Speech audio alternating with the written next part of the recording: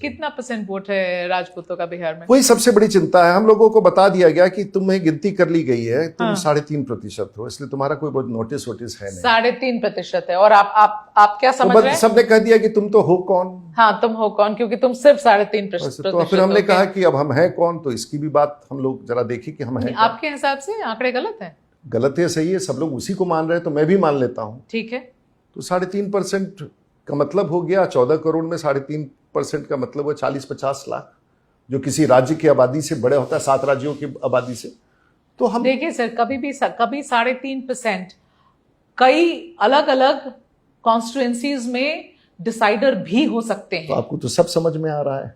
ठीक है, तो आप कितने मैं कॉन्स्टिट्यूएंसी ऐसा में कुछ नहीं डिसाइडर करने वाला हूं अभी। इतनी मैच तो आपने कर रखी होगी। आज के तारीख में 70 विधानसभाओं में या तो हम जीत सकते हैं या जिताने की क्षमता रखते हैं। बस मैं इसी आंसर पर आ रहा क्वेश्चन ये सही फ्रेम कर रही थी कि 70 ऑन 7 आप इन्फ्लुएंस कर सकते हैं 70 विधानसभाओं को।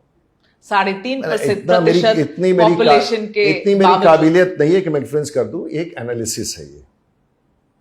तैयारी क्या है फिर इन 70 सीटों की? भाई गारंटर की तलाश थी, तो गारंटर अगर उनको मिल जाएगा तो सब सीटों तो पर आप अब आ गए गारंटर?